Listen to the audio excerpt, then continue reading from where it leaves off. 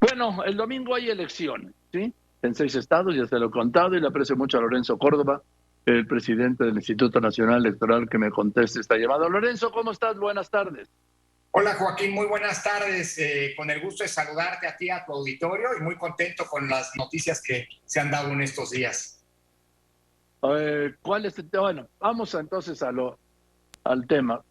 Primero, hazme un comentario de las elecciones y luego quiero Sí, ir claro. contigo al fallo de la Corte, sí, que revierte el recorte de 5.000 millones de pesos que la mayoría de Morena le hizo en la Cámara de Diputados al presupuesto del INE. ¿De acuerdo?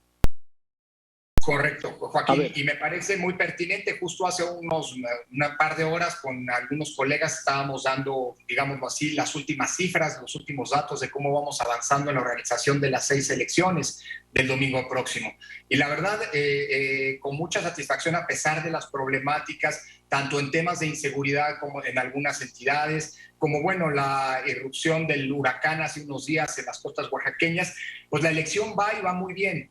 Estamos prácticamente ya terminando en estos momentos. Estamos con más del 99% de los paquetes entregados a los funcionarios de las casillas. Es decir, la elección va muy bien. Los sistemas, tanto el del PREP como el del conteo rápido, con el que daremos a conocer las tendencias de votación en las elecciones de gobernador y las gubernaturas, están perfectamente calibrados. No tenemos hoy, hay que tener mucho cuidado, estas horas son cruciales, pero no tenemos hoy ninguna casilla en riesgo por temas de inseguridad en ninguna de las 6 entidades. Sí, en el caso de Oaxaca hay lamentablemente algunas casillas, 34 casillas, que sabemos que no se van a instalar en virtud de la conflictividad social en la zona de Salina Cruz, en la zona de Juchitán. Hay una larga historia ahí detrás de conflictos sociales que a veces, no es la primera vez, nos han impedido instalar algunas casillas, pero realmente son apenas unas cuantas, una cantidad muy menor si se compara con las 5,700 que planeamos instalar en esa entidad. Así que prácticamente en la zona de la afectada por el huracán estamos viendo en dónde vamos a reubicar las casillas para que quienes deseen puedan votar el próximo domingo. En fin,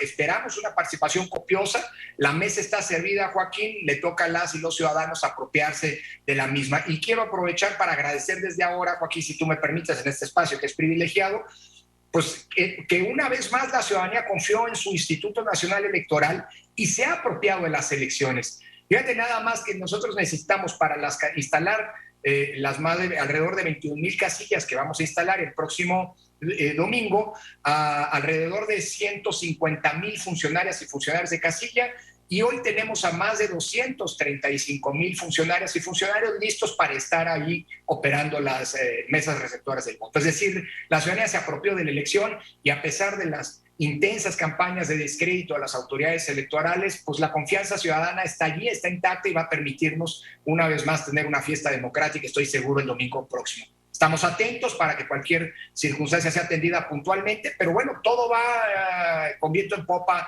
hasta el momento y creo que vamos a poder celebrar una vez más elecciones en tranquilidad y con libertad para que la ciudadanía se exprese como quiera, Joaquín.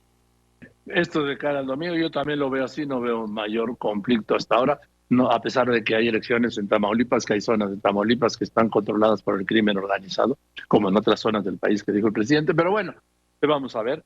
Bueno, yo te quiero preguntar sobre este fallo de la primera sala, sí, que declaró la invalidez del presupuesto, os lo digo, del recorte al presupuesto que la mayoría de Morena, la Cámara de Diputados, le hizo al INE para este año por unos 5.000 millones de pesos. Porque la estrategia es muy clara, Lorenzo, asfixiar al INE, como están haciendo con el Instituto Electoral de la Ciudad de México. Pero vamos primero a este tema. El fallo de la Sí, Corte, pues que les pues volvió mira, la vida a ustedes, ¿no? bueno, yo creo que no a nosotros, al Estado Democrático Constitucional de Derecho, y perdón que me ponga conceptual, Joaquín, pero es una sentencia que marca un antes y un después, aunque entiendo que haya a quien le molesta el sentido de la sentencia y haya querido en los días recientes minimizarla, pero eso es, digamos, una discusión absurda en la que no me voy a enfrascar. Lo que quiero decir es que es una sentencia muy importante, Joaquín, porque no, a pesar de que lo detonó fue el recorte presupuestal inédito de 5,000 millones que representaba el 26%, es decir, 1 de cada 4 pesos de lo que el INE había solicitado, y que puso en riesgo la revocación de mandato, la realización óptima de la revocación de mandato, y eso ya ocurrió. La revocación de mandato, lamentablemente, con la cobertura judicial tanto de la Suprema Corte como del Tribunal Electoral, el INE tuvo que realizarla sin cumplir todos los parámetros que nosotros queríamos llevar a cabo y que la propia ley establece, es decir, en primer lugar, el número de mesas de votación. El INE quiso instalar, y por eso llevó el asunto incluso a la Corte, y 100 casillas que debían haberse instalado. Pero hoy queda claro con esta sentencia, Joaquín, que si ello no pudo ocurrir así, si pudimos solo instalar la tercera parte de las casillas que debían instalarse, que queríamos instalar, esto fue porque hubo un boicot, pero el boicot hoy queda claro que vino de quienes negaron los recursos suficientes al INE para poder organizar la revocación como hubiéramos querido. Dicho eso, la sentencia de la Corte, de la primera sala de la Corte, que hay que decir ocurrió por unanimidad, no es tan relevante por el tema presupuestal para este año, sino por las implicaciones que va a tener hacia el futuro.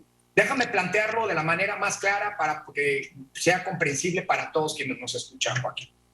El gran problema, lo que el INE controvirtió, lo que el INE pidió que la Corte sobre lo que la Corte se pronunciara, fue el siguiente hecho.